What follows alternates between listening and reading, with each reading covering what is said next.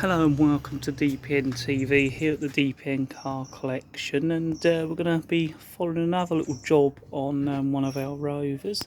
This is our Rover 45 1.4 Blue W Reg 2001. Basically the clutch has started slipping when we're using it, especially going up hills and things, so we're going to be changing the clutch, and I thought I'd do this little video just to show you the progress as we always do. The first thing we're going to have to do is move some of this stuff out the way, like the air filter and the battery, so we're going to cover all that. We'll probably take the gearbox right away and clean it and paint it as well, so we'll be covering all that progress throughout the video. Right, so that's the battery removed. We're going to remove the battery tray as well.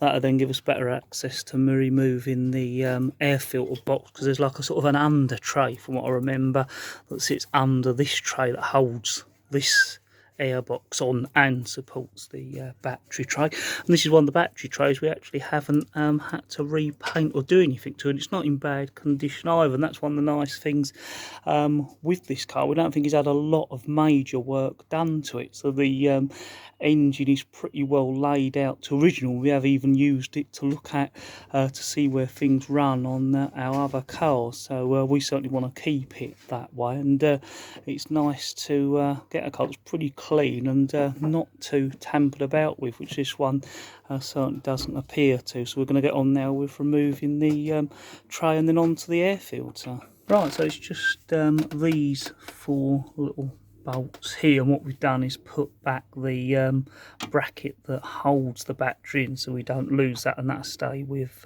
this tray.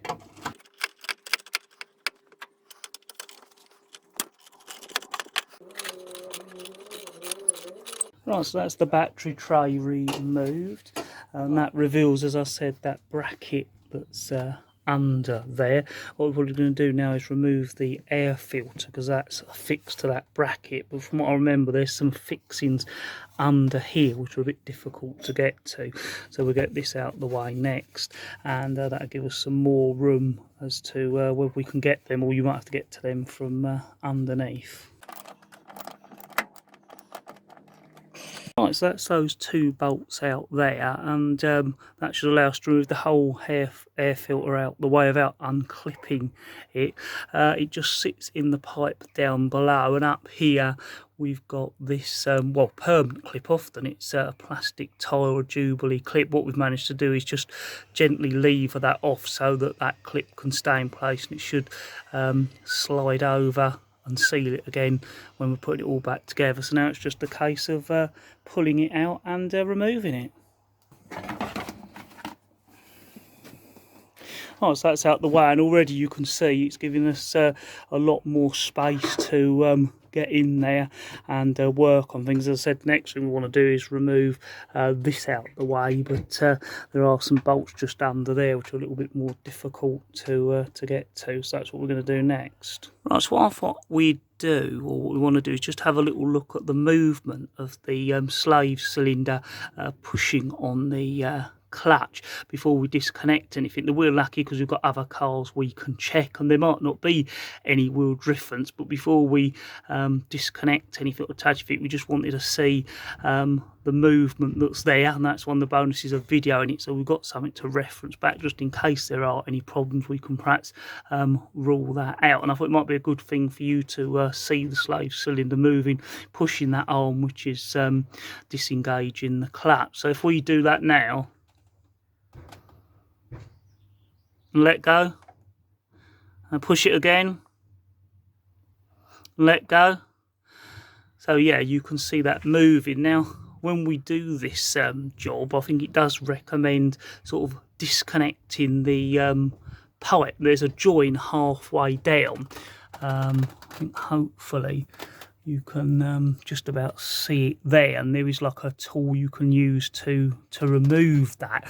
But what worries us is it's a clutch you technically can't really bleed any air out, so it relies that no air gets in when you disconnect that pipe. And we have heard of some people having problems when they put it all back. So to avoid that, we're hoping perhaps we can just move this bit away, either by taking it out or removing this bracket, rather than disconnecting that pipe, so it stays all intact. That's something we're going to sort of investigate as we continue with the job. As I say, it would be nice for you to see that movement. Also, it gives us a record of how it's moving and working just before we touch anything as well. Right, so that's the bolts removed now on this carrier that was holding the airbox and the battery tray bolted on. It was these two bolts here and those under there, which are a bit more difficult to get to. And again, it's giving us far more space, so we can have a little bit more look at a way we can remove the slave cylinder without disconnecting that pipe. But it's also going to give us a good chance to clean this bracket up, and also the tray and paint like we do on the others. But as I said, compared to the other ones, these are in quite good condition, which gives us a good basis. As always, what we're doing is using, as you see, the magnet little things to put any of the bolts in, and then we've got our trays up there to put any tools in that we're using. We're using our tool trolley that we wheel out to put everything on, so it's close to the car. Right, so what we're doing at the moment is seeing if we can remove the bracket that holds the slave cylinder on. Now, they're two star bolts. One you can easily get to, the other you can't. So we're going to remove this one and then just see whether that gives us any movement as to whether we can get to the other one. Of course, you have to be disengaged from the arm as well, which hopefully this might give us a little bit more flexibility to do that. Right, so as you can see, we've managed to remove this. I just thought I'd show you how we'd done it. First of all, there was this plastic clip that just came off very, very easily. But then this slave cylinder was held behind these lugs there. So obviously it was wedged between the arm and those lugs. So we know that the arm goes that way when you disengage the clutch. So what we did, we put under a little crowbar with a tube, levered the clutch back just like the pedal would push on it, and that allowed us to have some flexibility to pull this forward out of those lugs and then out. And you can see there's the end of the slave cylinder, and it's left that little nylon cup in the clutch arm there.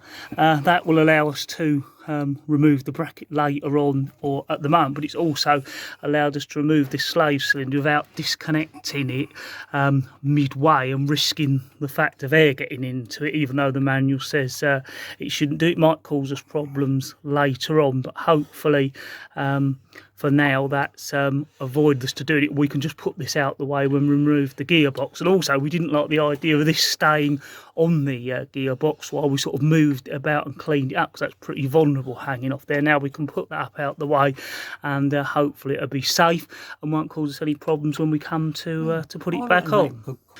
Right, so this bracket's now moved over slightly, so we can't get that star bolt back, so we'll put that back later once the gearbox is out and we're cleaning up. It turns out we didn't really need to remove that to do what we did, but it was still worth seeing that as an option before we did what we did. What we're going to do now is remove this arm, because that will now need to be removed like a support arm, and that'll let us get the clutch slave cylinder right up out the way over there, where hopefully it will be safe and not get damaged. Right, so whilst I get on with removing this bar, what we're also going to do is remove the starter motor down there. It's a couple of connections. One we've already removed off of that terminal, and we've just put it up there out the way. So we're going to get the rest of the other connections off, and then it'll be a case of removing that and getting that out the way. Right, so we've removed the other wires and the top bolt from the starter motor. We're going to be removing the bottom bolt next, but to make it easier, we're going to take the bottom plastic shield that sort of protects the first bit of the underneath of the car and the radiator. It's always worth removing that because it does give you a lot more access and light as well into the underneath of the engine, so that's what we're going to do. Of course, you can see there eventually this stuff might have to be just sort of pushed out the way or moved slightly. Lucky enough, you shouldn't need to disconnect the air conditioning part, but it's certainly one we've got to watch out for because we don't want that getting damaged. Because although we can do air conditioning stuff, it's one of those things when it's working you want to leave it alone, so we don't really want to have to reseal or change pipes, or of course have to buy more gas because it's not always that cheap to get, especially depending on the time of year. So you want to try and be careful so that pipe doesn't get damaged or any gas gets lost from it. So what we're also going to do is remove the bumper again, so you don't need to do, but it's going to give us a little bit more room, less likely to damage the bumper. We also want to clean these headlights up a little bit better, which is one of those things we find you have to do whatever way you do it. You eventually have to come back and clean up with the bumper off. It'll be a lot easier. It's mainly some bolts up here. They're like plasticky ones, and then also if I come down under here, there are some bolts along here, and that is something we've covered in another video, but I thought I'd just give you a brief showing of where they are. And there's also one just under here as well, so we're going to get that removed off, as I say, give us a little bit more room, and it means we're less likely to damage that bumper while it's on as well. Right, so as you last see, we were removing some bits of the bumper and also that under tray. We got that as far as we can. Now we're going to jack the car up, and often we jack the car up straight away, but this time we're been waiting for a new jack we're going to be using, which is an air pressured jack.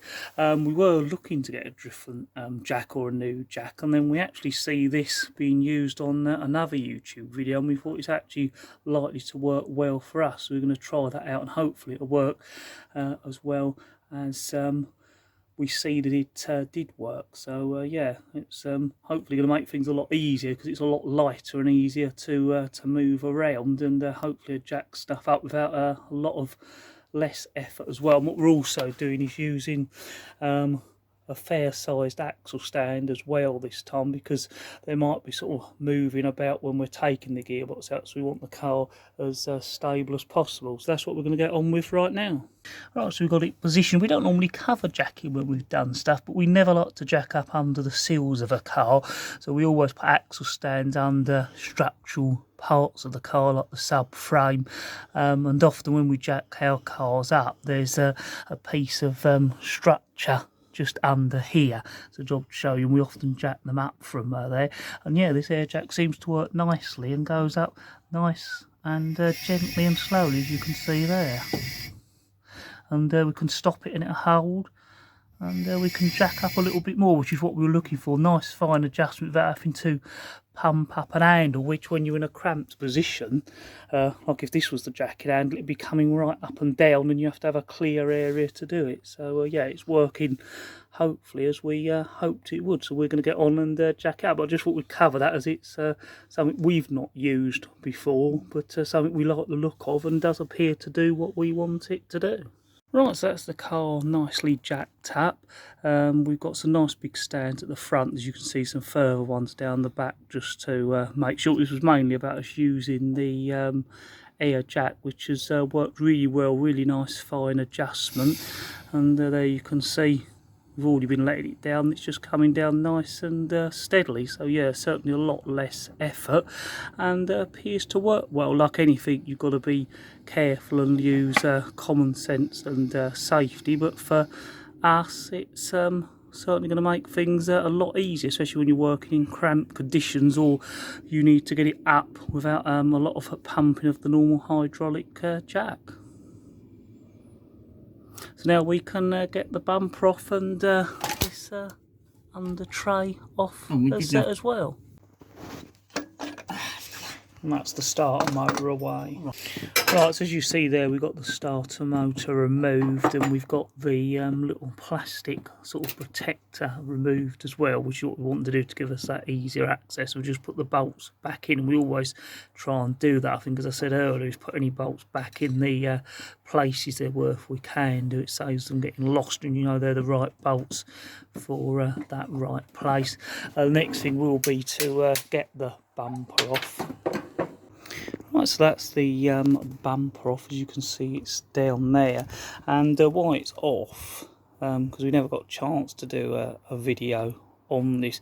You can see there the fog lights and the brackets. We were actually lucky enough to find an original dealer kit, because what was quite amazing with this car is that the wiring for the fog lights is all there. Even in the dashboard for the switch, there was a kit. You got the little switch and the fog lights with all the brackets, and all the wiring was there for you. All we had to do was cut the hole in the bumper for the fog lights to protrude through. So if you're ever looking or come across the kit, if there's one still available, it's worth considering, because there's no wiring that needs doing. Right, so with the bumper off again, you can see that's giving us more access, and as I said before, it mean that we're less likely to damage the bumper as well. And you're seeing slowly as we're stripping stuff out, we're getting our way down and getting more space to get in there and work. And as I said, not everyone would necessarily move all the stuff we're removing, but we found in the long term it makes it a lot easier if there's a lot less stuff around you, even though you do have to put it all back afterwards. And it also stops that stuff from being damaged, especially when you're moving an heavy gearbox about. So one of the things we always do when we're doing a job is just keep an eye out for anything that might need doing, or preventative maintenance that perhaps you don't see in every day-to-day using of the car. This one you probably would certainly come apparent while we're doing this job, is, as you can see, this main earth point here is beginning to sort of tear away. The actual threads are breaking away and it's exposed. And obviously without the main earthing point it would cause problems. So while we're doing this job, we've noticed that, and we'll get those probably both of these wires, this one going off to the starter motor, changed. And it is quite a common fault on the 45s. One, it's always worth checking that that bolt is nice and clean, and undoing it, cleaning out the thread and the bolt and putting it back in, but also checking that there, because on our green one we had this problem where that had begun to go, but it got a lot worse than this one. So it's well worth checking that video out, where we actually replace the battery leads, both sides, the positive and the negative leads. As I say,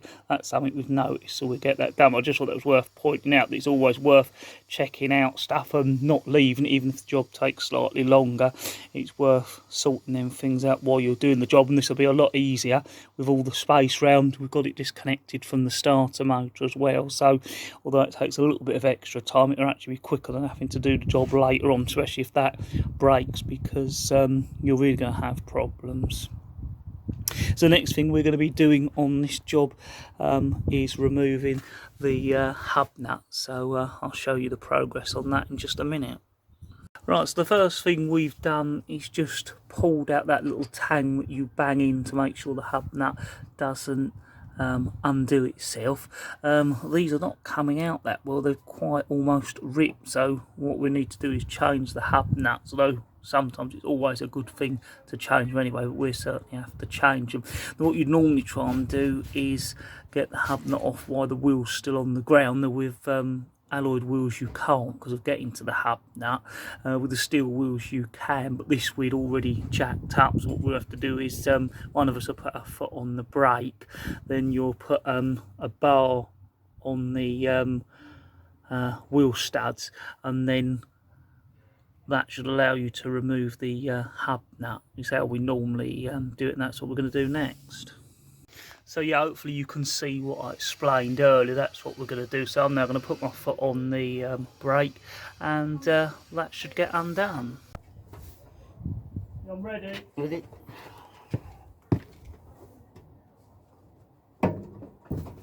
Yep, she's gone. So yeah, hopefully you see how that worked. Now it's just a case of getting it right out, and then we'll move on to the other side. Right, so that's just getting the last bit of that hub nut off, and hopefully if we just push it there, you see it's already loose, which is a really good thing. That we have had these out before, so that's what we hope would be the case, but you still never can tell. And that's the other one now undone as well, exactly the same as the other side. This one's a little bit stiffer, so it needs a little bit of a tap, but again, it's still come out easier than it can do, and that's the benefit. That, as I say, we've had all this off before, and we made sure it shouldn't get jammed, but you never know. So that's both the hub nuts off now. Right, what I thought I'd just show you, and perhaps we should have shown you this earlier, is we've just put a block of wood under the clutch pedal so it can't be pushed, because with us removing the slave cylinder, if you were to push on the clutch, you could technically push that piston right out, because there's now no resistance of the clutch. We certainly don't want to do that damage, especially as you've just seen where we're using the brake to hold the wheels while we undone the hub nut. You've only got to reach in the car and push on the wrong pedal, and you've done more damage than you need to. So yeah, I thought I'd just show you that as a sort of safety measure you can do, just to make sure you don't end up damaging the clutch system, especially the way we've done it at the moment. Right, so we're now going to drain the oil out the gearbox. That's because when you remove the drive shafts, the oil will come out, and we don't want it making a mess. So we're going to drain it out the drain plug first. There is the drain plug, and the fuel plug is just up there at the way. I might be able to get a shot of that for you in a minute, and we're going to loosen that so that the gearbox oil runs out as it should, and that plug doesn't get sort of almost vacuumed into place. Yeah, so I've now moved the camera to a better position. You can see there's the fuel level plug just above the rubber boot there. So we're going to just loosen that first, then we'll undo the bottom plug.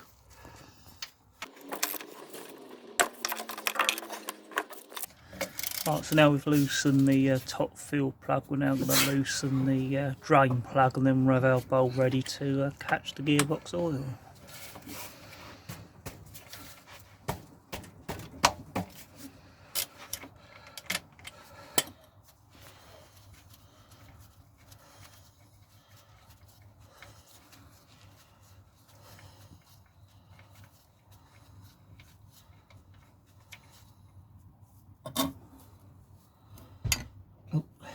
Washer. So we'll now just let that drain out. Right, so as we said, we want to take the drive shafts out. We're only going to show you on this side because it's very similar to the other side. We're working on the passenger side at the moment. What we want to do is to make things easier for us, is we want to take out this fork section. I'll just move the light down here and point that out. Is actually remove that, because what we found in the past is that it's so tight the drive shaft struggles to come through there, although it will come through, that it's quite a struggle. So what we want to do this time to make things easier is take that off out the way.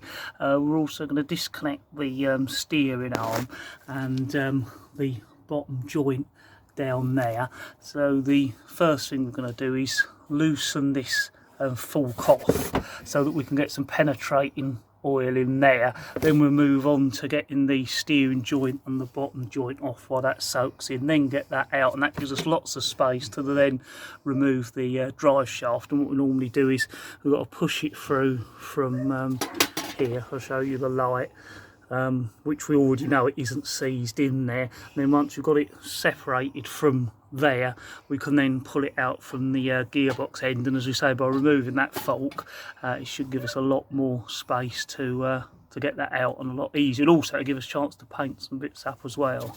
Right, so the first thing we're going to do is remove that bolt there from the top of the fork, well, loosen it anyway, and then if you see just down here, if I can get the camera in to show you that, yeah, there, we're then going to remove the bolt from the bottom of the fork. So if I just come out here, what I can do is show you the fork from the other side. So as you can see, there's the fork, and we're removing that bolt from the top, and then we're then going to remove this bolt here from the bottom, and yeah, hopefully that gives you a better visualisation of what we're doing.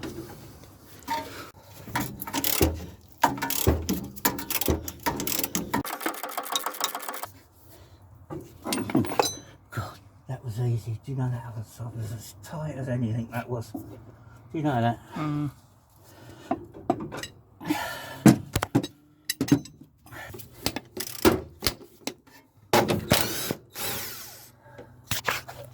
Right, what I'm going to do now is, because that bolt feels tight, Yeah. I'm going to spin it with my spinner to free it up, so that I can tap it back through easier.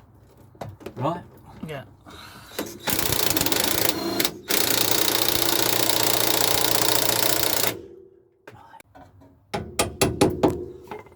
So hopefully you see what we were doing. That was a job to show it, so hopefully we can edit a bit together. But if I show you on the fork we've already got out, what we were doing was removing this big bolt here. We had a spanner on that end, and then we had the ratchet on that end. Once we'd got it loose, you then see that we used the air gun tool, battery gun, that one is, to get the nut right loose. Then we put it on this end, spun it round, so it sort of got it moving, so if it was seized it would then come out, and then we were able to push it through with another bolt, and then use the air gun, battery gun again, just to get that right out and out the way. So hopefully that makes sense, and why we're now going to get on with removing those ball joints, the steering one, the bottom one. We're going to put some penetrating fluid into the top of that fork, which is this bit here, so it will then all run into here, so that we can then pull this off and get that out from there.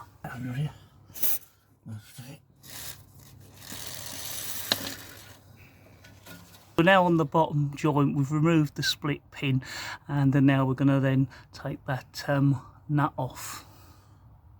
Yeah? Yeah. As you can see, it's one of those castle type nuts. There was a split pin through, that's to stop it undoing. Now what we've got to do is use the ball joint splitter to get them apart. Right, so again, we've removed the split pin from the steering arm there. Hopefully you can see it. Again, we'll undo it, and then we'll then use the ball joint splitter on both of those, the bottom joint and this, once they're undone, so that'll make things flow through just a little bit easier.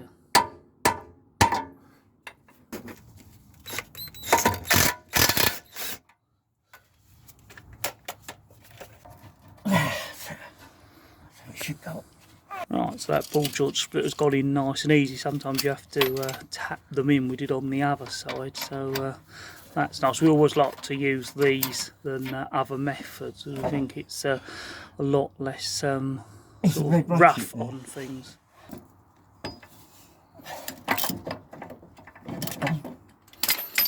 Yeah, so again, that was a nice easy one to come out. So again, we're putting the ball joint splitter onto the bottom joint and doing similar to what we just did with the steering arm.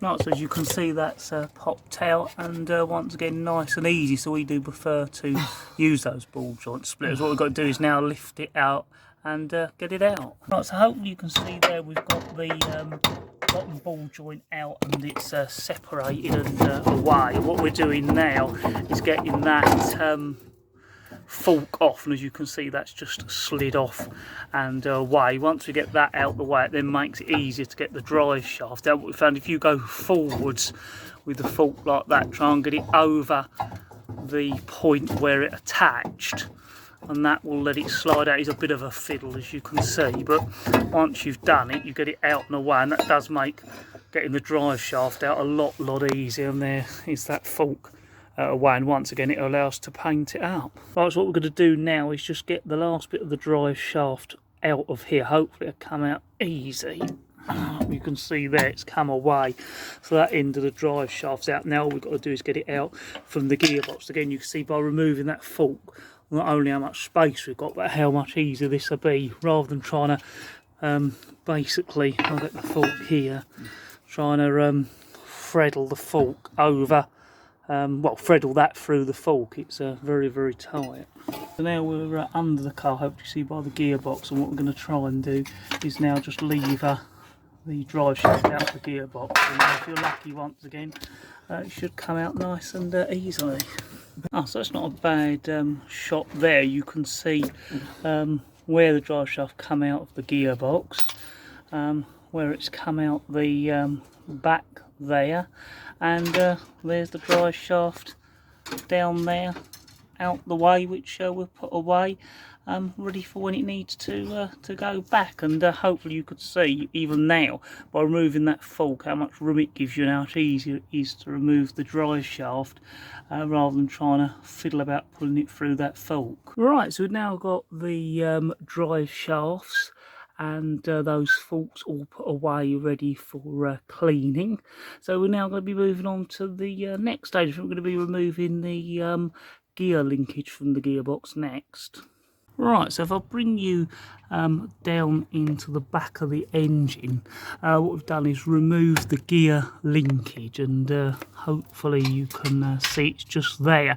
Basically it's like a ball joint, and it's just a case of pulling that off. I'll get you down in there. Ah, yeah, you can see it's just there. And then you've got the main sort of arm with the weight on that's actually going into the gearbox. There's another little linkage underneath, so I'll come down and show you that next. Right, so now we're underneath the car. It's a job to show you really where we are, but you can just see that bit of exhaust in the corner of the screen, which is that flexible bit.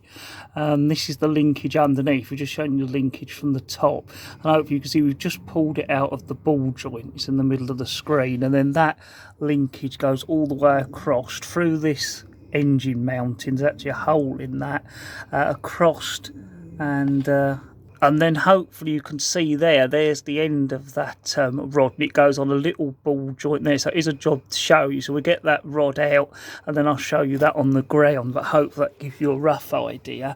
And also while we're here, I'll try and come back. What we've done is, it's been very awkward to really show you all this, but I'm just trying to give you a visualisation of where it is. Again, you can see the exhaust, and there's an engine mounting right here.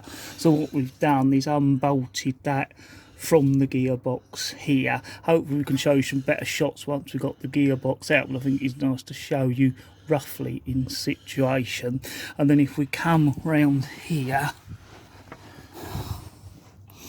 you can then see there's a plate there, almost on the bit of the gearbox that touches the engine, and you can just about see the flywheel there, and there's the plate there as it comes away. And what we've done again is put the bolts back in their holes so they don't get lost. So that's an easy one to forget to remove or to put back as well, so it's always worth taking note of that one. What we do, we'll come back up onto the top side now, so hopefully we'll give you a lot better shots of all of this once we get the gearbox off. Right, and again what we've done now, I'll just show you, hopefully you can see there's almost like a beam coming off the engine, and that mounts onto the gearbox, and you can see where the paintbrush is pointing the end. That's where we've removed that bolt as well. Again, it's all very awkward to get under here, so I'm just trying to show you these little bits that we've done. Right, so while we're under it, what we've also done is removed this electrical connection here, and hopefully you can just about see, there, it's a yellow plug, and it comes off from there, and really it's just above where the drive shaft goes in on the driver's side. Right, so now we've moved that electrical plug, I brought you around the other side, because then what we did was removed, like I showed you on the back, one of the main bolts that holds the gearbox to the engine. So that's all we're going to be doing underneath for now. Hopefully you can just about see it there. Right, so now we're on top. I thought I'd show you how we've removed this electrical connection here. You can see that's unplugged. We've now removed the two main bolts that hold the gearbox underneath, which we've tried to show you the best we can.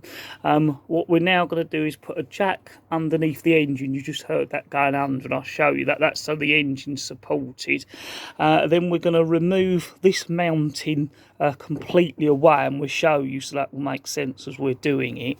And then what we'll be doing is removing the rest of the bolts that hold the gearbox to the engine, and we're hoping to lower the gearbox down underneath the car and out. Right, so now as you can see, and as you heard just while we were talking, what we're doing is now putting our little trolley jack underneath the sump of the engine to support it. We've used a block of wood there, and that's just going to give the engine support, because technically that side of the engine is held up by the gearbox, which then has mounts to the body. So once we've removed those mounts, then that side of the engine's not being held, and then we're ready to remove the gearbox, and of course the engine will be being supported by that jack. Right, so what we've done now, hopefully you can see, is put our second trolley jack supporting the gearbox. You've now technically got them independently supported, the engine and the gearbox, and then we'll be lowering the gearbox down, and hopefully we can do that on that jack. But first we've got to remove that main engine mount. We've already started removing that there, and what you can see is this engine mount is not in good condition and more or less has broke, because what it has is lots of little rubber fins all the way around.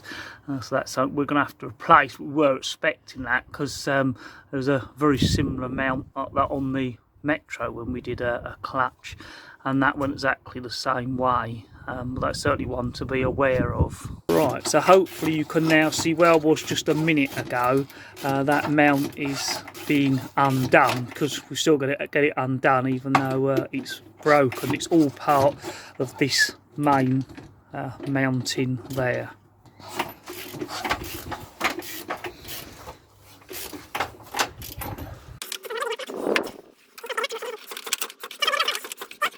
Right, so we've got that out, and what's happened is where that nut is so corroded on, it's actually pulled the whole stud out.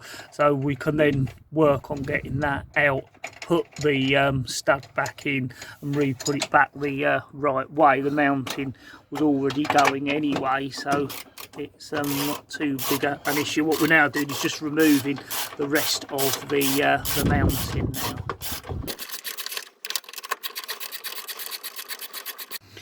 Right, so now coming in from the top, hopefully you can see the part of the mount we've just removed is now missing. Sometimes that's all you would do, but what we want to do is actually remove this whole support structure, because as you can see it's sticking out from the gearbox. So when we remove the gearbox out, we don't want anything getting in our way. So although it's kind of slightly more difficult and something you don't necessarily need to do, we know that through experience it will make things just that little bit easier, and it's fairly easy to put back afterwards as well. And again, it allows us to clean it all up and paint the gearbox. So for us it's something we want to do. Then we'll be moving on to sorting that mount out.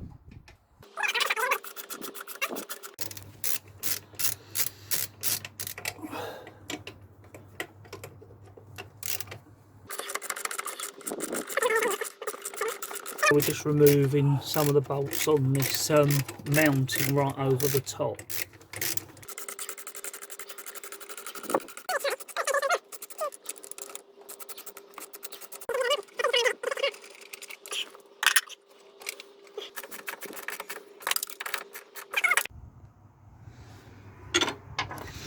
Right, and that's those bits of the bracket away. So that's that side bit, and then this bit here that the big rubber top mounting was on.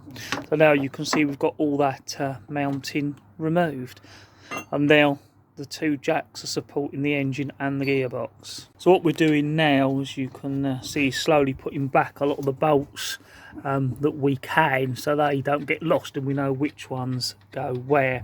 I don't think I showed you earlier, what we've also done is disconnected the air conditioning pipe from this bracket, so that is now free there as well, because otherwise that would try and get pulled down as we take the gearbox off. And it also gives it a little bit more flexibility if we do have to move anything.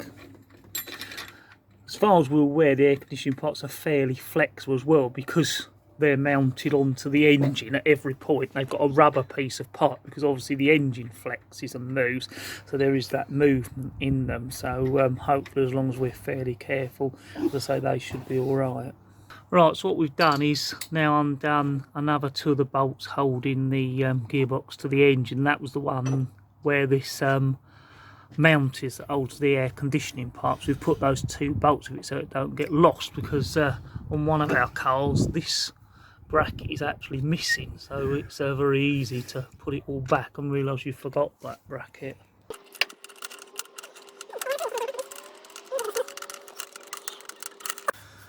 That's what we're doing here, and it's a job to fully show you again, is removing just a little plate on the gearbox. Hopefully you'll be able to see it when we get the gearbox out, and we can show you a little bit better.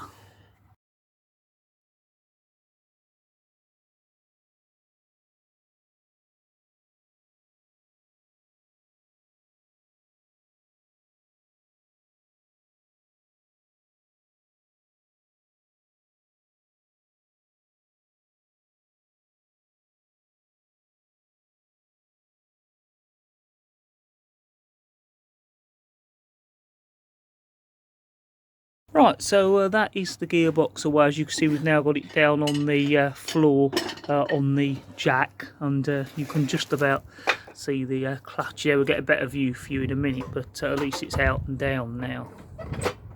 Right, so we've got the gearbox out the way and safe, and as you can see, it's nice and clear there, and there is the clutch. There's a better look at it.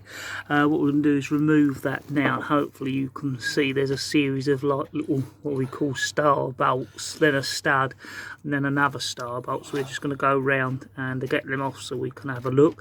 The good thing is it's nice and dry in there, so there's no oil or any contamination that's caused the clutch to slip.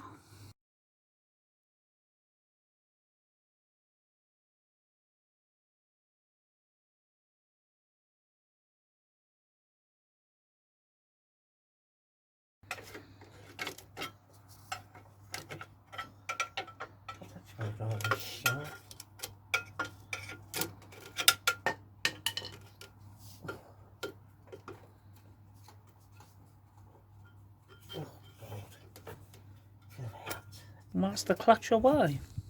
Right, so there's the clutch as you see it sitting on the engine. If I just turn it over, you can see the actual clutch material, and then if I take that away you can see just how worn it is. So yeah, as we said, there's no contamination, which is good, or any oil, so it purely is the clutch has worn out, and it certainly was worn out. So it's now a case of cleaning everything up, and then it'll be a case of putting the new clutch back in. The flywheel looks okay as well, which is a good thing. So we're just going to have a look at that now. So yeah, back at the flywheel, that's looking fine, and all the teeth good as well.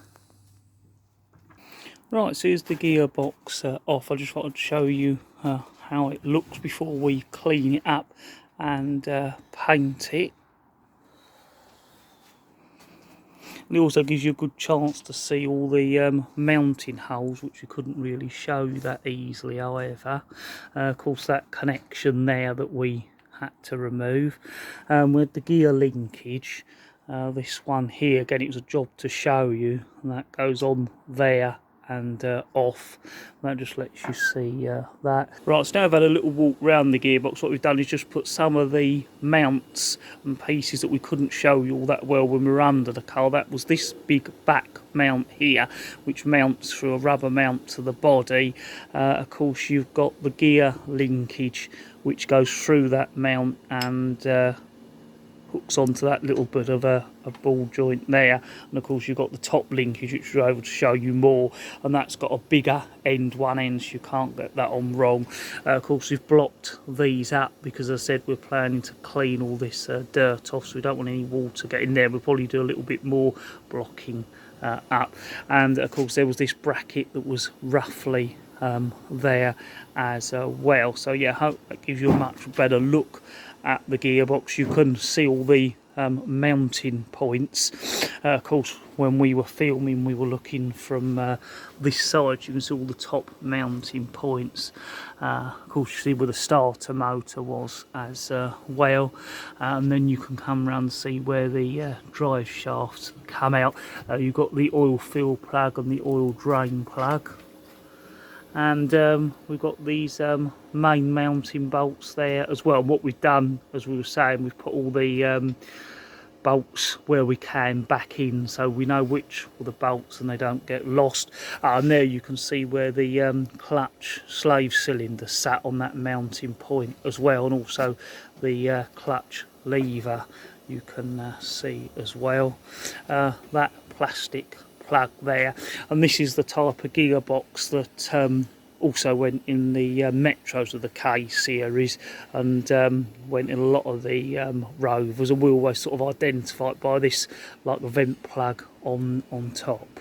And if we come round in here, there you can see how the clutch lever moves inside and is pushing on those like finger springs of the clutch. So I'll just bring you round there, and you can see that lever would be being moved by the slave cylinder. And then if we just move it one more time, just to show it again. But again, we'll get all this cleaned out, and you also get this part here in the clutch kit as well. So yeah, I hope that's give you a nice sort of look round the gearbox off the car, which you don't often get. And we've shown you some of those brackets that was a job to see during the removal process.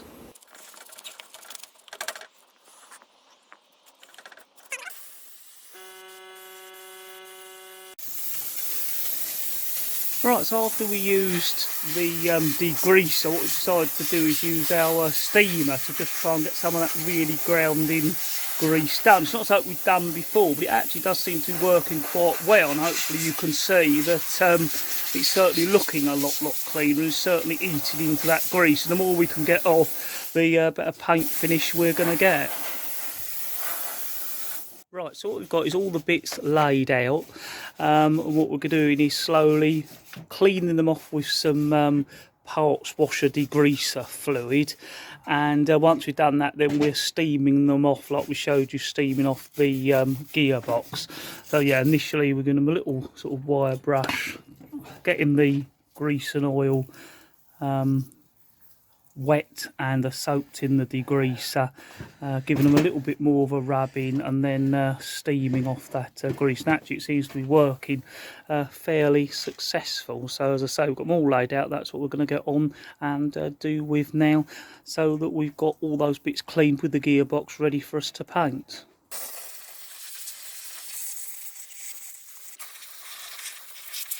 Right, so hopefully you see the other day we were doing all that steaming and cleaning. Now we've got all those sort of metal plates and brackets and battery trays nice and clean. Actually, it worked really well for us. We used a degreaser and then steamed them to really get that grease off, and then just wipe them over and let them dry. And hope you can see they're really grease free. So we're actually very pleased in the way that actually worked. Of course, we never left the steam clean up on any surfaces too long, especially if there was anything electrical, but it still worked very well, and they're all ready now for us to paint. And we're certainly a lot more confident that the paint won't react with anything, although we've never really had problems with the sort of hammerite paint we use peeling off. But it's certainly nice to have a nice clean surface to start off. We also may treat any rust bits with some rust stuff as well.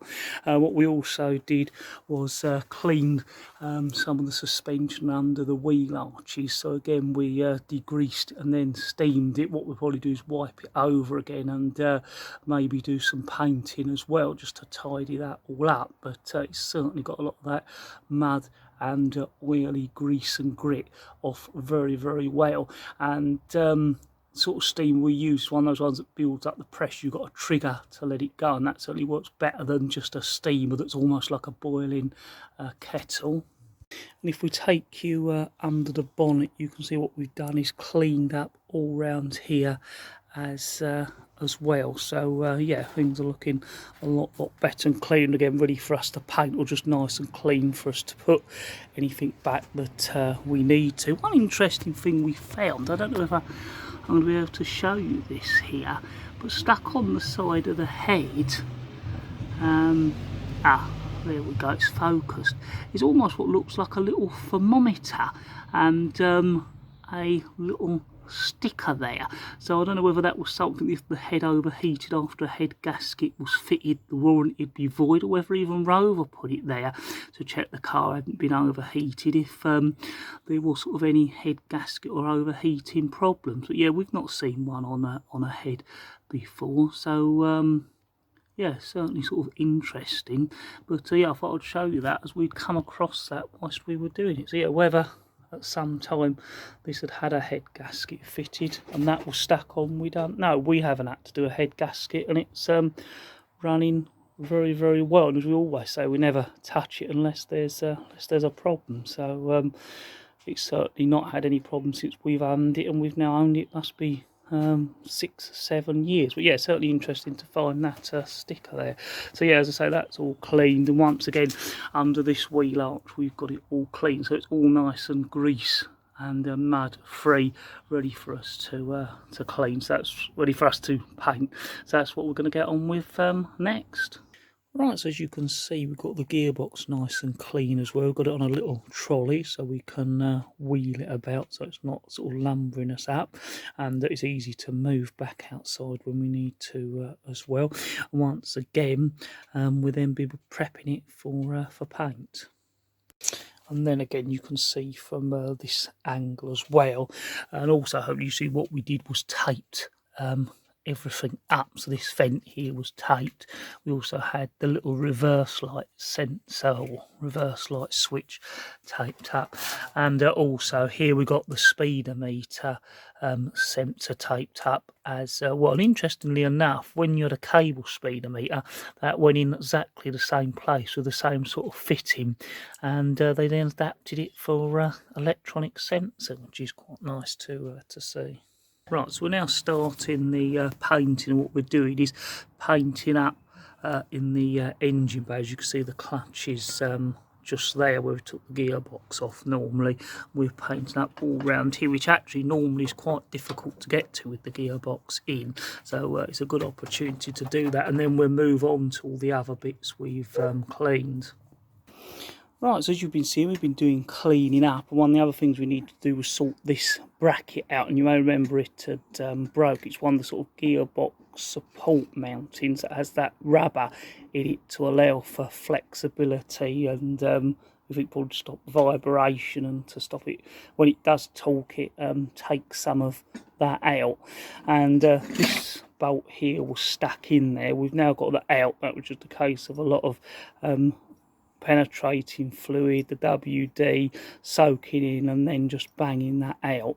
And lucky enough, we already had a bracket because we needed to buy a bracket quite some time ago, and we were able to get 2 brackets, which was quite lucky because looking online at the moment, these seem to be very difficult to get. I can't find any new ones online, and even second-hand ones don't seem to be there. And really, you wouldn't want a second-hand one because I think this rubber's never going to put up with being removed from another car and being that reliable. However, the only thing we were worried about is that this hole here was quite big, but once we got it out, the hole here is the same, and the bolt actually is slightly small and sits in, and we think that's all to do with keeping that flexibility within that mounting so movement can happen.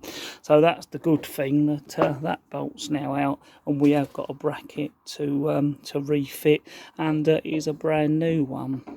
Right, so cleaning up wise, since we last looked, what we've now done is rubbed off any of that paint that was loose with a wire brush, and also the little sand grinder. We've used some rust killer where any of the rust is, and we've now got all the bits laid out, and we're slowly painting the brackets with a heat temperature paint. It's a blue one, and that's the thing, these will get warmed in by the engine, so we want to use a heat temperature paint. As always, the first coat never seems to go on that well, but after a couple of coats you get a nice thick protection, and we prefer to paint it on rather than spraying it, because when you spray it on, it does go on quite thin, and we find sometimes you can get what happened here, where it bubbles off in areas, whereas when it's painted on, it does seem to go on thick and last a lot longer, and is more resistant to sort of chips and scratches, which even when you're putting it back is a job not to mark it. And once it's in the engine, if you're doing other jobs, it's vulnerable to that as well, and painting it on does seem to last better and give it a much thicker and long lasting coat. So that's what we're getting on with at the moment.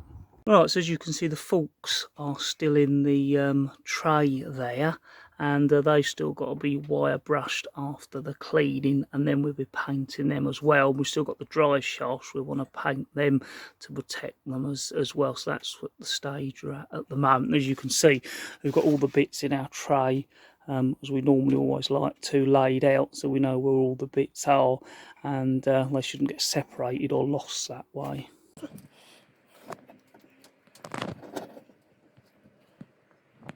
Right, so we've now got the first coat on all our brackets and bits. Once that dries, we can get the second coat on, and that always covers better. We may even do a third coat on some of the bits. You just have to see how it goes.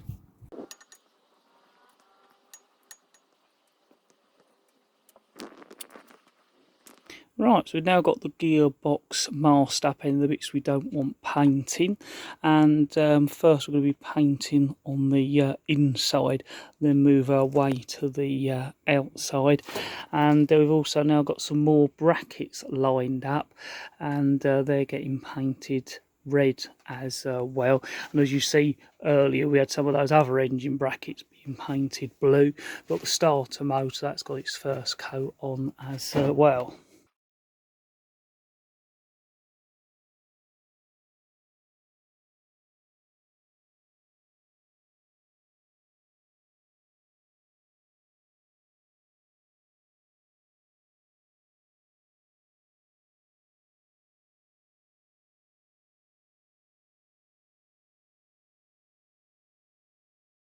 Right, so we've now got our first coat on the outside of the gearbox. In our last update, we just had the inside done, so we're gradually getting on with that.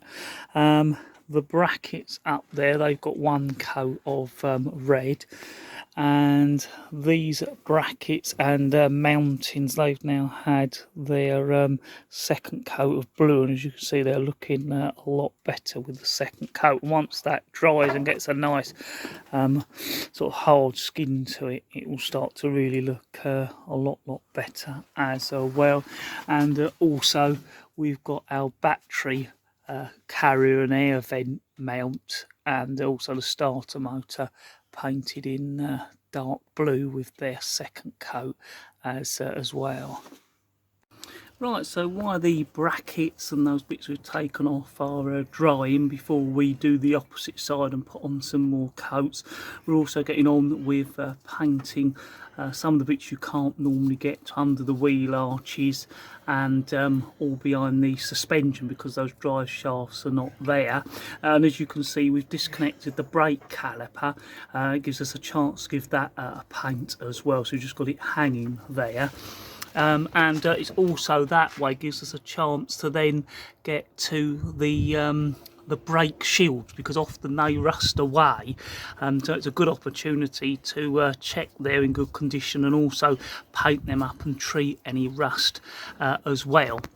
So it is really a chance to do some extra maintenance. You can see there we've got more painted in and around the engine, and we've got that beam painted there now as well, because that's often prone to rust because it's hidden behind the battery tray and the bracketry, and you can't always get to it all. So as I said, it's giving us a real chance to do some preventative maintenance as well. And as you can see from this side, we've now got some paint on the brake caliper, and we've got the dust cover there, the brake dust cover shield, nicely painted as well. I'm not going to go too much into taking the brakes off, because we've covered that in other videos. This is more, we're sort of just saying that sometimes when you're doing a big job, we always find it really worth doing that sort of preventative maintenance, and while there's stuff removed, the car's jacked up, you can do all that painting, and it gives time for other things to dry off, and gives you a chance to really look around the car and check for any other problems. So it's really worth, we find, taking that bit of time out just to do that. Right, so now all those brackets we took off have now been painted, and we've got them outside on a nice sort of winter sunny day, because they certainly take a lot longer to dry when you have them inside. So if you can leave them outside for a day on that last coat to dry, we find it certainly helps a lot. And we've got these out here drying as well, so that's all the main brackets done. All we've got to do is some other little bits on those forks as well.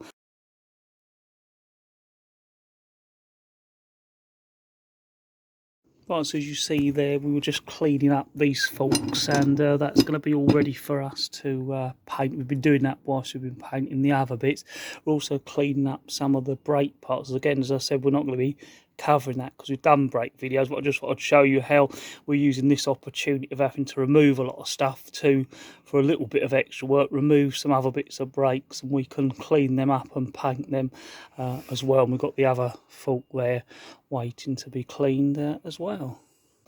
Right, so we've got the first coat of paint on the gearbox, and while we were doing that, we were looking at the clutch release lever, and we noticed there was some wear in it, so we decided we wanted to change it. So hopefully you can sort of see there's movement in there.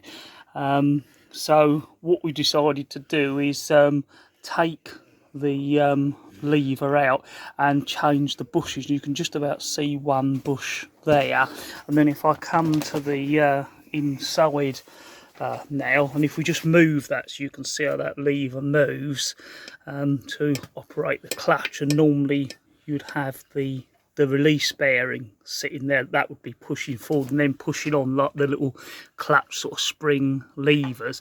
And hopefully you can see there's another little bush there. So what we're going to do is take that out and replace the bushes.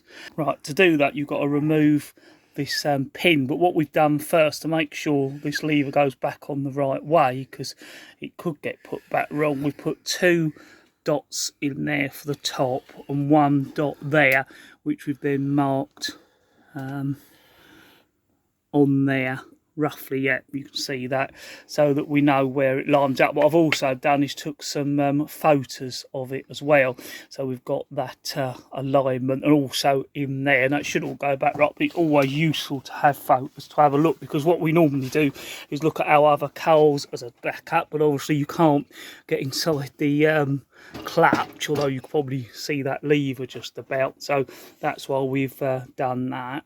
First thing we're going to be doing is removing that pin that's right there. What I thought I'd show you is that what we've done is we've got that big bush that's sitting at the top. We've also got the little bush there, and we've also got that pin we're going to be knocking out. So hopefully anywhere that's developed will be taken out by replacing all those parts. It's one of those things, again, perhaps it's not really bad sort of wear, but why it's all off and accessible to do, it's worth doing. And these weren't actually particularly dear in the whole scheme of things, because you never know when you look up for bushes like that. There's sort of silly thing that could end up being ridiculously dear, but they weren't too bad, so we thought it was worth changing them.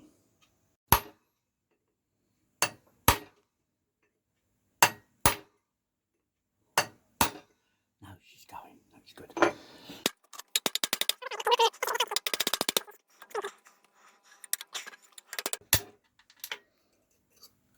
Oh, and you can see the pin is out there, so we were lucky that wasn't too bad to get out. Right, so there's the, it's a spring roll pin. You can see those little slots in it there, and that's why we want to get a new pin, because they could be wearing that and it's looking a bit sort of rusty and grotty. So again, it's worthwhile we're doing all this, changing it.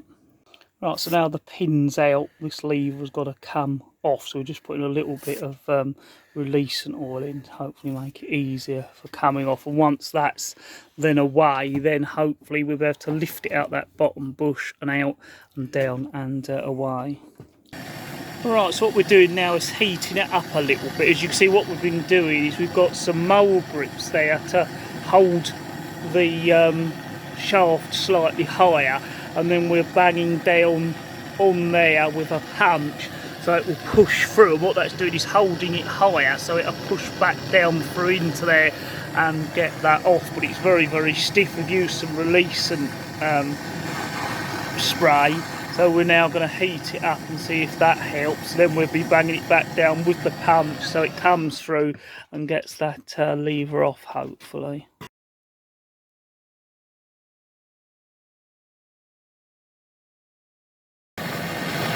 Right, so as you can see, what we've got is a puller on it now, and we're heating it up. It does seem to be moving it slowly, and we're making slow progress with it.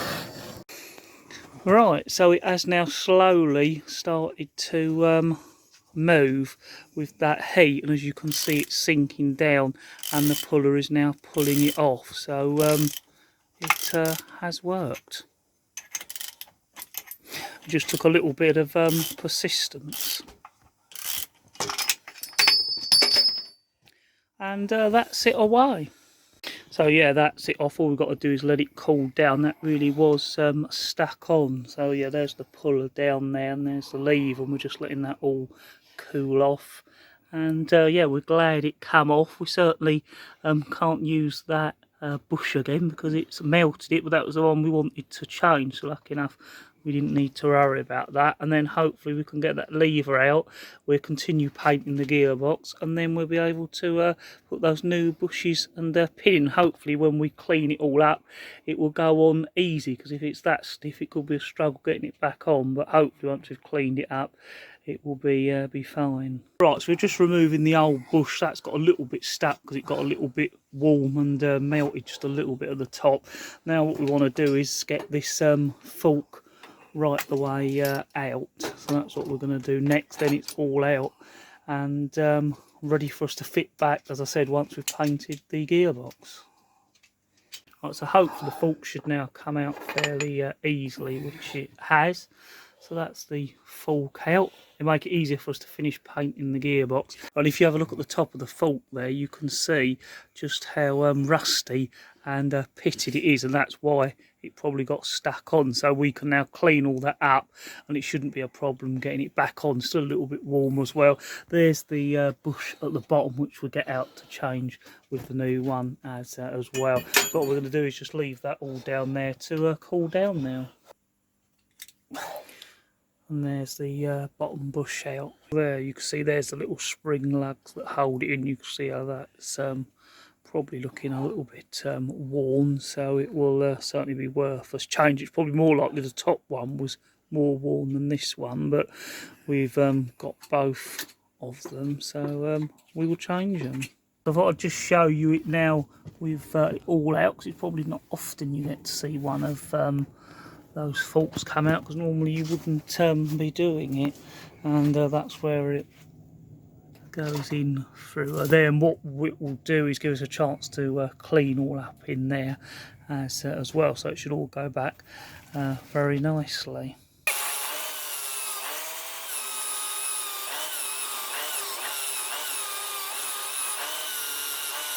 Right, so as you can see, that fork's looking a little bit better now. We've got a wire brush, but it's still not quite as good as we'd like, and it's still a little bit rough to feel. So there's a little bit more to do to clean that up, but already looking a lot better. Right, so what we're also doing is cleaning up the drive shaft, because once again we removed them to get them clear of the gearbox, so it's given us a good opportunity to clean them up. And one of the rubber boots, I think it's on the other one, needs changing, so we're going to do that again, all again as part of our sort of preventative maintenance and our chance to check everything.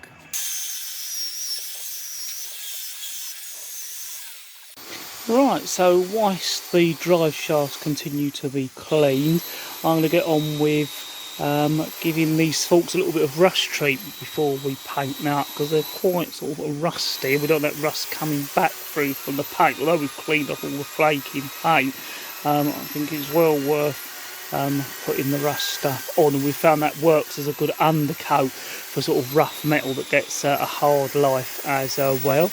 They are marked. Hopefully you can see there you've got an L there and an R there, so they are marked left and right, and we're just using the rust treatment that is like a sort of a white milky consistency and then goes almost a purpley black as it's treating the rust. We find that works the best, so I'm going to get on with that.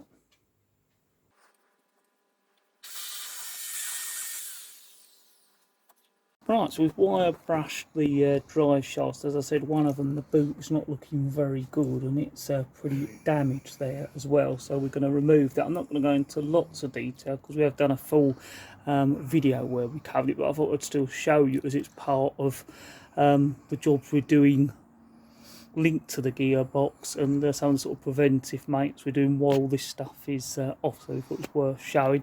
I've moved the clips, and if they're that type of clip, normally you can just get your screwdriver in and flip it open, and they were one big one at the top and a little one at the bottom there. So we're going to get that old boot off, and then we've got one of the universal boot kits to put back on it.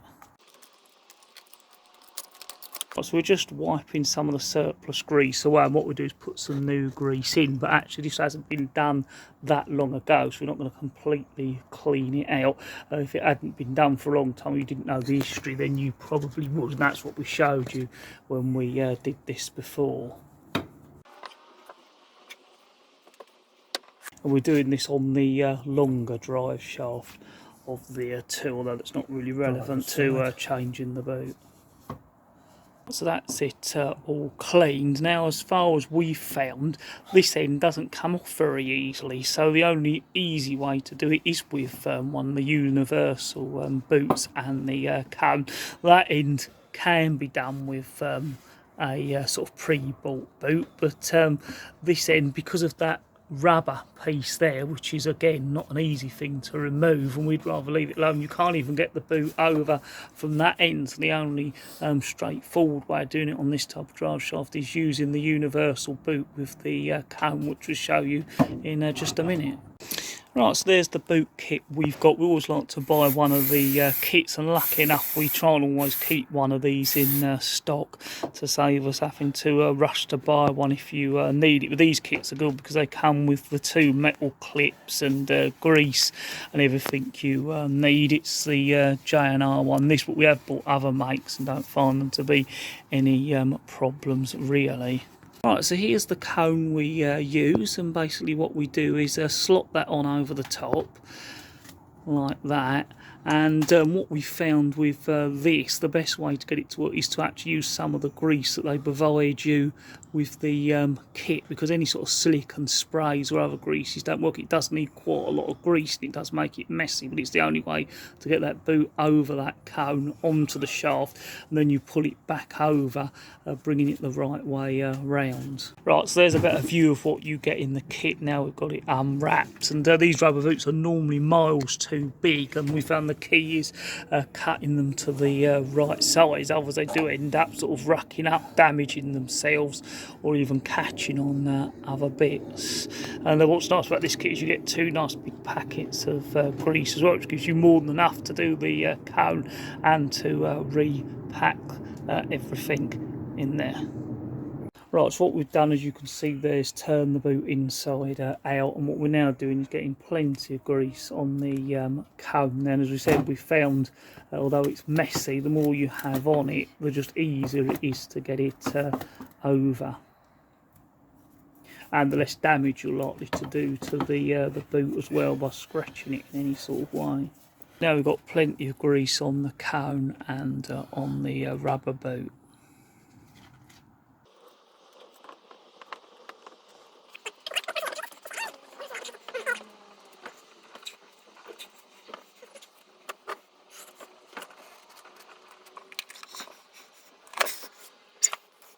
Right, so as you can see, that's now over. Even with all that grease, it's still a struggle. It's almost completely cleaned the cone off, getting that on. Now it's a case of getting it the right way around and cleaning up all the grease that's got on the rubber boot.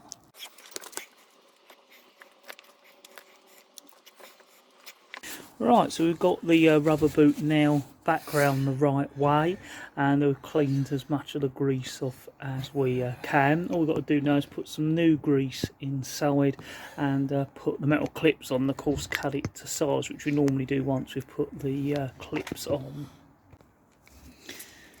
Oh, so we're now going to put some of that new grease in.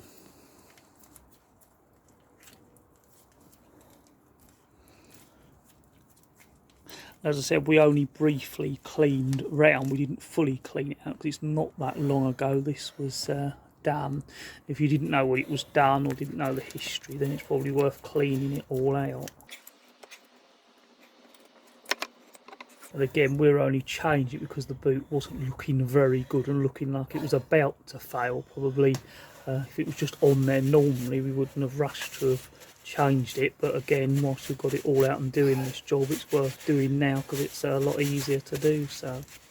And then we'll be painting it again. We haven't painted it first because you're probably likely to damage your own paint doing this job. So we've done this first. Now we've got some nice new grease in it. What we're going to do is put the metal tyres on. Right, so we're now getting the rubber boot on and positioning it right. The smaller end stays as it is, and it's the bigger end you sort of pull to where it looks right, put the clip on, and then you can cut off the access rubber. So that's what we're doing now, is just getting it set to a good position. Right, so now we've got it in position. You can see we've pulled it right up over, and then once we get the clips on, we will then be able to cut away that access, because you don't want too much access because we found it will catch on the gearbox, and also it can cause that metal clip to get caught up as well. So we're now going to get those two metal clips on. Right, so we've got the first metal ring or clip over. As you can see, there's our access, which we cut away later, and what we do is pull it around as tight as you can, get the little hooks into those squares, and then the tool just helps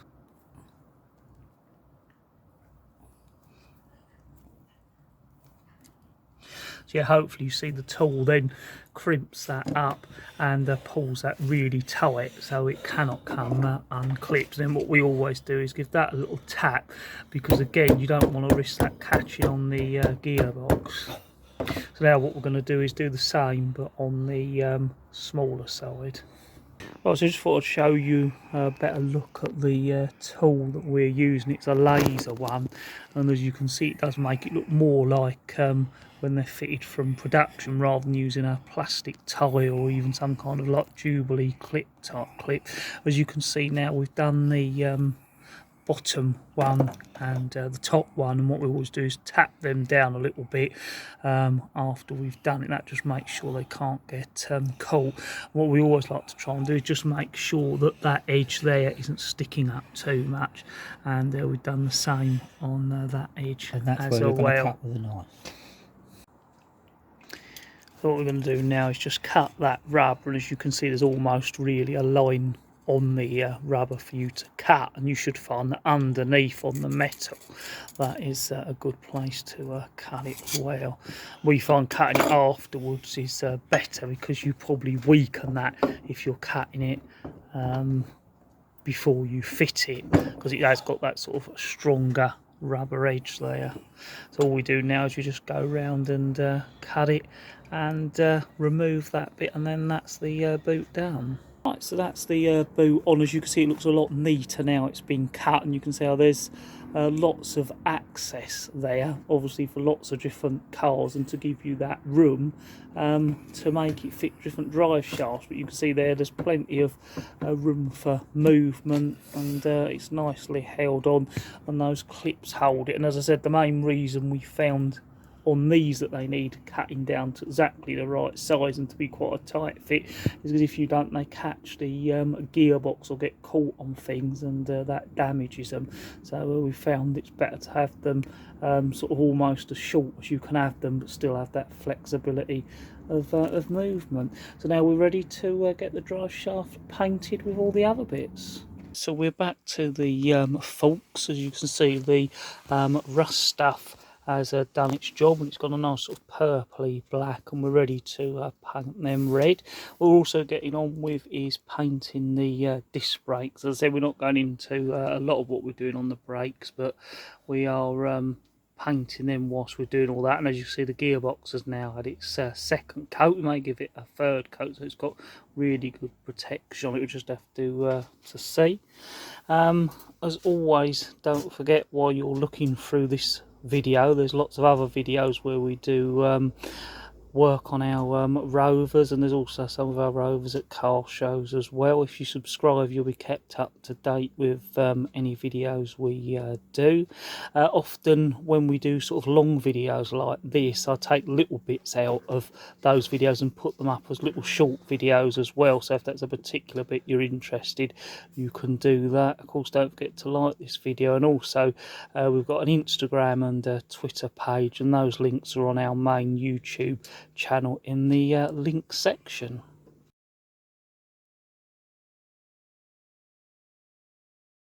Right, so now the forks are painted, and we've got them hooked up down there, drying with their first coat.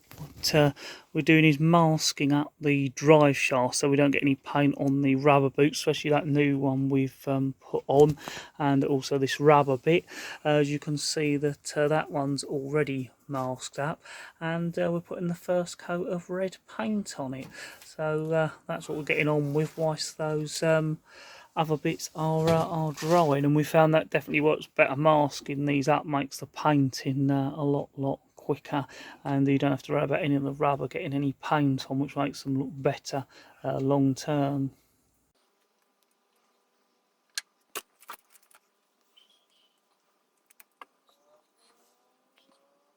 Right, so we've now got the second coat on the drive shafts, and we've got them hanging up so they can dry, and we can also paint them a little bit easier. We're doing the final coat on some of the engine mountings that are in red, and we're also putting on one final third coat of the gearbox there in the heat red paint. You know, it's all heat paint that we're using. The end of the gearbox there we're doing in blue, and we're just about to give these linkages and that clutch lever its second coat in blue as well. Right, so we've got the gearbox all ready and painted, even in the inside, and it's all ready now for us to put back the little plastic bushes. But while it's here, we just thought we'd check that our clutch does fit. It looks right when we got it, but we always like to check. This is the clutch we got, and it came with the clutch itself. And it also comes with the release bearing and the pressure plate with the big sort of spring fingers that you get. So as you can see there, the clutch is still wrapped up, but it's looking quite nice, and certainly a lot better than the clutch we took out. Well, that's quite nice to see them together there, even though that's got the plastic wrapping on it. Oh yeah, you can see a better view there of the worn clutch and the new ones. What we're going to do is put it on here and just check that those teeth are going to fit, because you don't want to put it all together and then find you can't get it on because of that.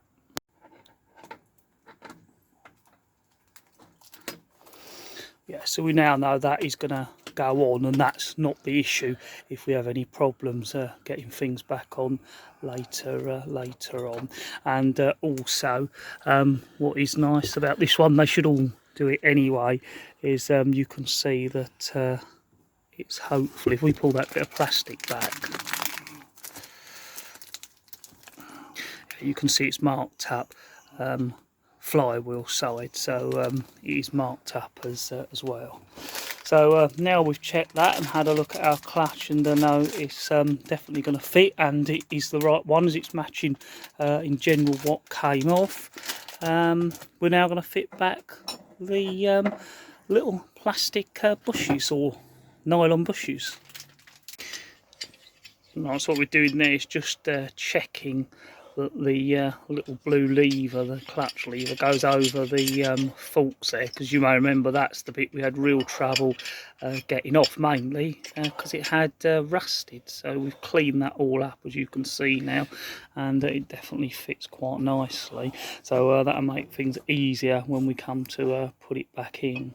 Right, so we've put the fork in position, but we've also got to, of course, put in the 2 new bushes, top and bottom, and we've got to put this piece on with the new pin. You can see the new pin there, and it's the sort that as you push it in, it gets crushed and grips in, because you don't want that coming out. You've got the 2 new bushes there. Hopefully it's going to be a lot easier going back than it was coming out, but we've got to knock this pin in, so we don't really want to damage the bushes, so we're going to have to be careful with that as well. Hopefully we can find a way around getting that pin in that won't do that. So the lever's all there ready. It's now a case of putting the 2 new bushes in. Right, so what we're doing is we're just putting a little bit of copper grease on the bottom of the bushes, just so they go in a little bit easier. The bushes we got, the bottom one is black and the top one is white, whereas the originals, as you can see there, were both white, but that shouldn't make any difference. See quite what state they are in, although this one did get damaged when we were getting that shaft out and that to heat up. And there you can see the old pin, and it's a job to show, but that's been quite crushed down, but it is the same pin as the new one we've got. Right, so we're going to put the little bush in first, and you can see there's a little notch there, and there's actually a little notch on that bush, so even that will seat in the right position. Right, and that's it pushed in, as you can see, the little notch there. Yeah, there we are. You can see the little notch lines up nicely. What we did was we pulled the pin out, because that gave us, well, the forks with the pin on it, it just gave us a little bit more room to get that in. They didn't need to really be there. What we're going to do is just put a little bit of copper grease on the bottom of that as well.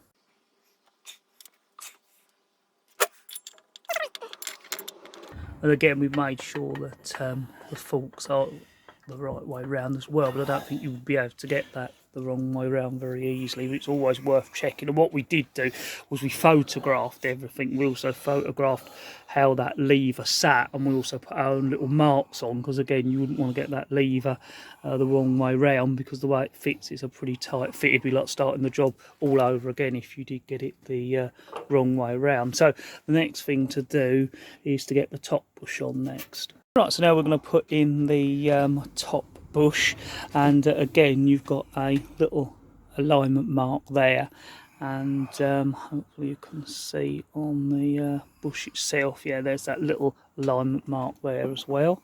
Again, we're going to put a little bit of copper grease on the bush, and we'll probably put a little bit on the pin around there as well. So what we're also doing is putting that little bit of copper grease on the inside as well, while it's out.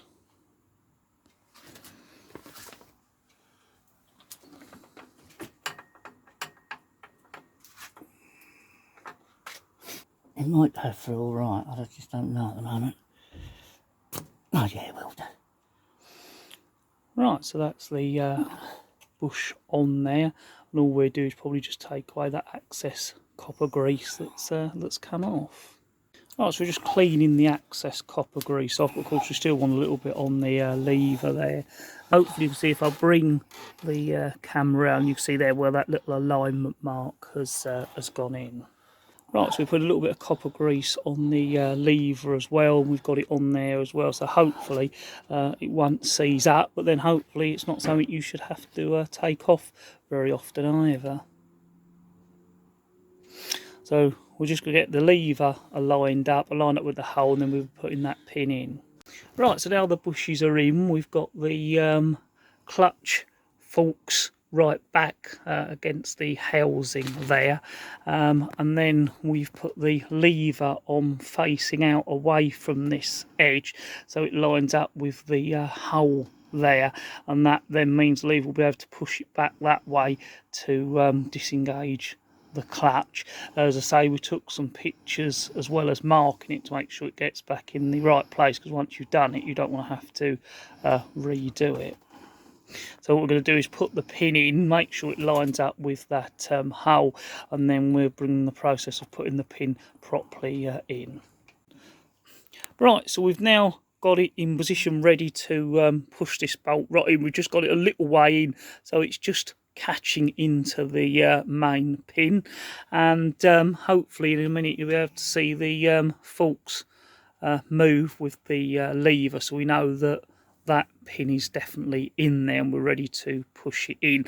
And again, that's allowed us to check it is definitely in the right position, because it's one of those things I think you could very easily, when putting it back, get it wrong. It would be completely wrong, and when you know how, probably even obvious, but it is very easy, I think, to do that. So we've, you know, made as much as we can that it is right before we push that pin in. I think it's definitely worth doing that as well.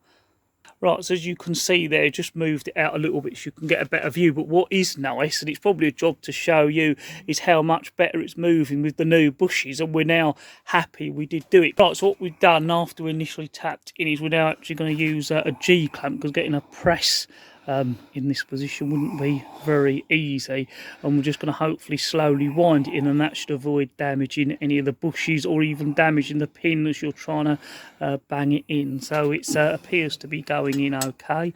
As you see, we're just winding it in gently, and it's gently going in. What we did after we used the G-clamp, the last little bit got very, very tight, so what we then used is a drift. We put a hammer here on the other side that I'm now just tapping, and then we just tapped it in. We've only tapped it gently there just to sort of show you what we did, and that's then got it in as far as we want to, and we're happy with it as well, and hopefully that hasn't damaged any of the bush. It certainly doesn't appear to, and that's what we wanted to try and achieve. Just come back around the other side of the gearbox, and as you can see now, it's all done, and the bushes are in bottom and top, and hopefully if we move it now in a minute you'll be able to see that there is just no play there at all. The gearbox moves before you can even get any play. So yeah, we're really pleased with that, because it's the kind of job where once you started you've got to carry on, but you never know should you have left it alone, because technically it was working. There was just a little bit of sort of play and wear, but it's turned out it all worked out all right, and there was actually a lot more play than we thought, because we wasn't sure whether there may have been even a little bit of play with new bushes, but it turns out that they were actually quite worn, so we're quite pleased we did that. So now it's time to get on with the rest of the job with that being done. Right, so we've got the gearbox all nicely painted, and we've removed all the masking tape, so that's now ready to go back. And as we were doing, we were putting all the fork back and the clutch lever in the last bit of footage. And as you can see, we've got all the flywheel painted, but also that surface nice and clean down in there as well.